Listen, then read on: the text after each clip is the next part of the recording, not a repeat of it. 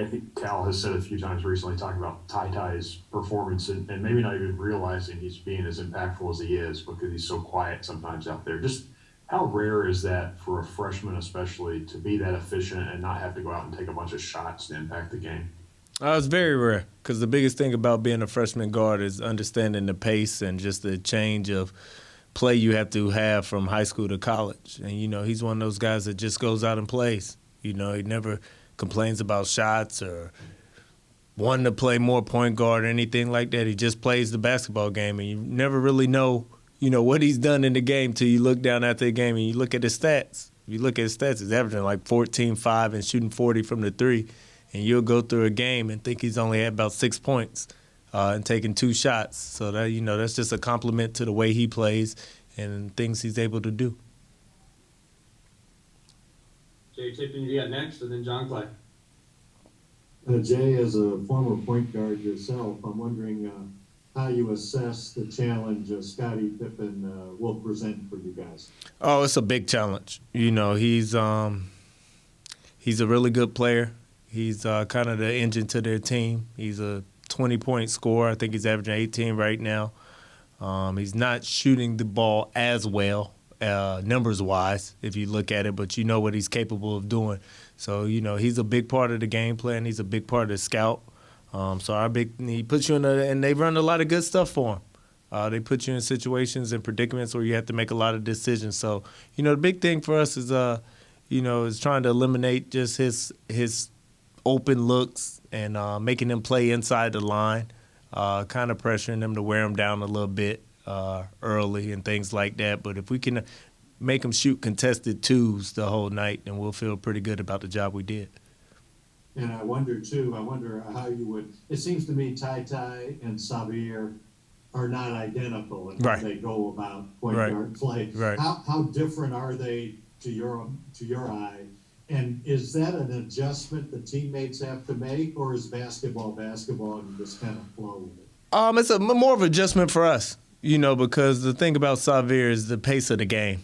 That's the one thing that he's able to do with his speed and things like that. And, the one thing when getting both those guys this summer is, playing with 2 point guards. This is the benefit of it. When one goes down, another one has the ability to do this. And this has really been last game was Ty's really chance to play, I guess, a lot of point guard within the game.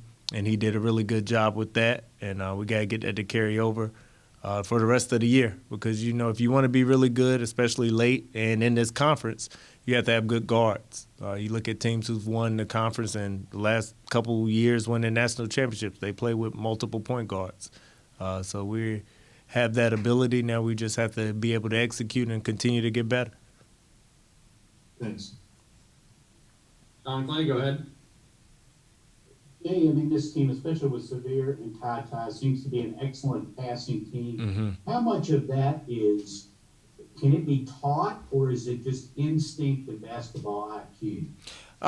It's a little bit of both, and it's a little bit of having people that can play the position. You know what I mean? Like one thing I always tell Sabir is, he's been small his whole life, so he's only had to play one position.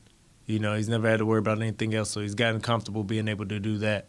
And then I think the thing with Tai is he's a point guard too. We've asked him to be more of a scorer and do more things like that, but he's a point guard also. I think the one thing that both those two they're naturally unselfish, and the rest of the team knows that, so it makes it easier to run in transition. It makes it easier to get in position because if you are open that they'll get you the ball. So, it's kind of a culmination of all those things that those guys bring to the table that kind of help the team. And it really helps you offensively. And then kind of the numbers show that and what we've been able to do this year. Keith Taylor, we'll go with you next, and back to Larry Vaughn.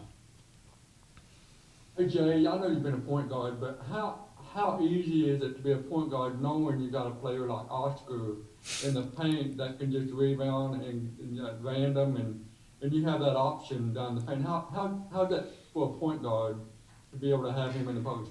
It makes it a lot easier because he is the ultimate bailout. When you get stuck anywhere, and he's one of those guys that's rare these days as a big man that he's one of the bigs that can catch anything. and catches everything. And that shows in the rebounding, too, him being able to go get those balls. So you can throw him a bounce pass. We're working on him with his lobs and stuff, getting better at that. But, most of the things, off the floor or above his shoulders, he's usually catching. So it gives you a lot of confidence that if you can always kind of throw it around that area and he'll go get it. So that's one of the things. And then, at the end of the clock, sometimes you're forced to take a shot and, you have the opportunity to get another possession because he's down there. So it gives you confidence to kind of shoot any kind of shot when you need to. Larry Vaughn, and then we'll go to you, Jeff Drummond. Jay, a lot of attention, obviously, with Tai and Wheeler and Kellen shooting. But how important is Davion's role on this team and being able to come off the bench and do the different things that he can do for you guys? It's huge. It just adds another dimension to us. It gives us another score. I was happy for him last game to finally have a breakthrough for himself because he's one of those guys that shows up every day, works hard, and doesn't go through the motions. Everything he does is full speed. So I was happy for him to do that. And when he can get, that type of comfort within the game where he's making, open shots and runners and floaters and some of the passes and stuff he made, it just adds a different layer to us because, he's a guy that could come off the bench and he's capable of getting 15 off the bench. And that it just gives us more confidence in our scoring and ability to get to certain numbers. How hard do you think it is for a sixth-year player to accept a role like that off the bench, or is it not that hard? He returning, I believe, I don't want to be misquoted. Eric might want to correct me if I'm wrong, but I think he was the returning leading scorer from last year. And so, he's a guy who just got his 1,000-point ball. That's an accomplishment. And, it's just a testament to him and what he's been able to do because it is hard. You know what I mean? I'm sure it's not what he expected coming back, but it's been the best thing for the team so far this year. And he's kind of brought into that and been able to help us in that way. And kind of like I said, last game was kind of a breakthrough game for him. So hopefully now he has a better comfort level and just a little more confidence in being able to do that every game. Jeff Drummond, we'll go to you, and then Jerry, I'll circle back. Yeah, Jay, I was wondering, what did you guys learn about playing defensively without Sabir in this game, and how does that kind of play into the approach with Vandy and defending Pippen, like you said, trying to kind of get into his next? Yeah, I think that's like what we were talking about earlier with the difference in the point guards and the pace of the game. The one thing with Sabir, and Coach Cal has been on him ever since he got here, is that he had to be a disruptor on defense, and he's done a great job of that. And so that was the biggest difference in the first half of the Georgia game is we didn't have anybody pressuring the ball. And they were able to get in their offense and able to get, good looks and coming off the ball screen easy and get good shots. And then in the second half, Davion did a great job of picking up the ball and pressuring. So, I think that was the biggest difference of being without Sabir, and that's what we're going to have to ask, Davion to do because we think he's the next most capable one. We're going to, of course, push Tai to do it, but he's still a freshman in defense. It's not the first thing on your mind when you're a freshman, so we're trying to get him to play up to that level as well. But Davion did a great job in the second half of Georgia, and that's something that is going to be big going into Vandy when you have, he's the preseason SEC Player of the Year, so we got to do our job on him. Jerry Tipton, you got next, and John Clay. Jay, as you know, the court at Vandy's different. The benches are behind the baseline. Yeah.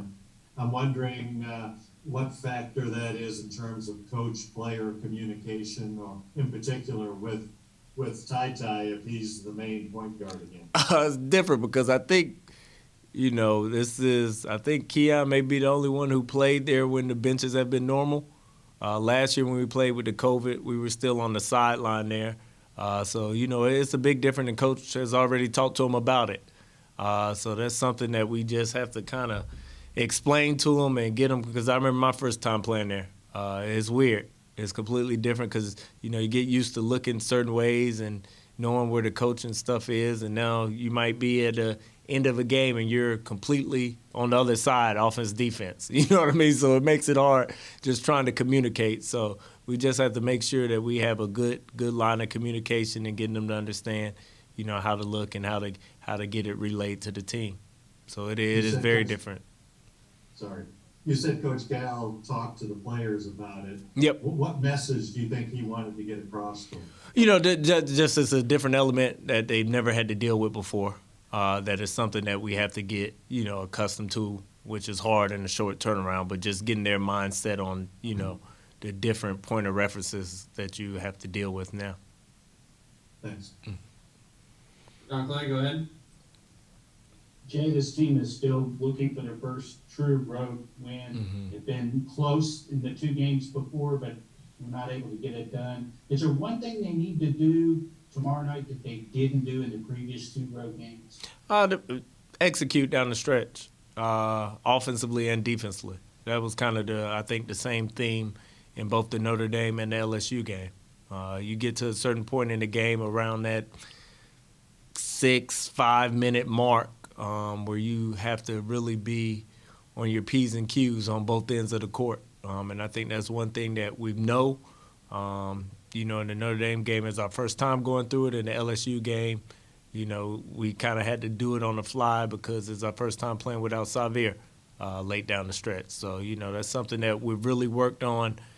I mean, really the last month, coaches made a big deal of the last 4 minutes of the game, offensively and defensively. So we feel pretty confident with our strategies and going over it and stuff. Now we just have to go out and execute it. That's the biggest difference. Larry Vaught. Jay, are we to the point in the season where you kind of start to wonder, is the light bulb going to come on in the right way for like Hopkins in college? Are you still seeing things on a daily basis we don't see in games that tell you, yeah, they're getting there and they're making more progress than maybe what a person like me would think they are?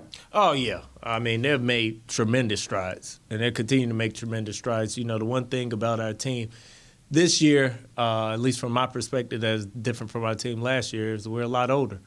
You know, in, I guess, prior Kentucky years, those guys would be playing minutes because there wasn't older guys behind them, if that makes sense.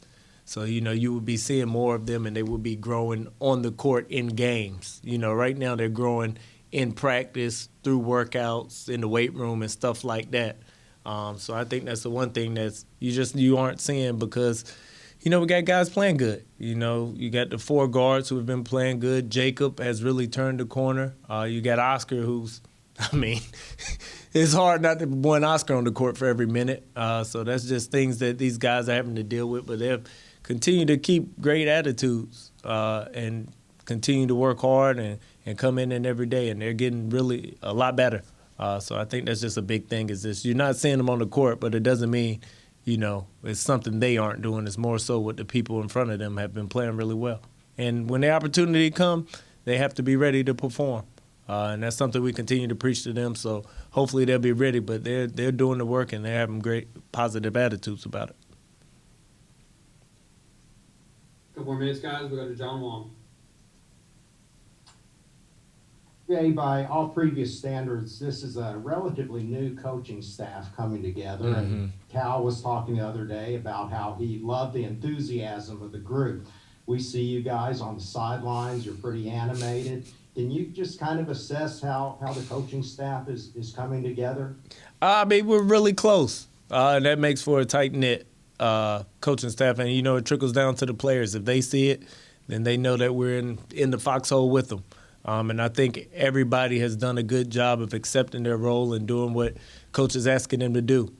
You know, because you come from different places and you have done different things where you've been, and then you come here and you're asked to do something else. And that takes a good toll on you to kind of, you know, let go of things you have done and kind of accept what you need to do now. And I think that's been the biggest difference. And I think we have people who want to be here, and it's important to them to be here. And it's important to them to work for Coach Cal. And I think that's the one thing that you see in what he says with the enthusiasm because, you know, when you're somewhere where you don't want to be, it shows. And I think everybody here is excited to be here. I want to take you back to your playing days. Oh, geez. We all know how difficult it is to get 17 assists. Yeah. How hard is it, and how many assists did you ever get? What was your record? I mean, I would say I probably had more assists in high school than college, but 17 assists in college is ridiculous because of the rules and stuff. Like in NBA, you have different rules where you get extra dribbles and still get an assist. Now in college, 17 assists in a game is really impressive. It's extremely hard, and I don't think people really understand, because you have to rely on other people, too, to make shots. It won't like they were just all drop-offs to Oscar for layups, so that just shows kind of just his willingness to pass and then how good we did play down the stretch in that game with the shots. But 17 assists is, I've never done that at any level. Thanks. We will include Jay Lucas's career high in assists in the game notes we send out later today. Please don't. Other than that, though, if we don't have other questions, we'll let Jay go here. All right, Jay. All right. There,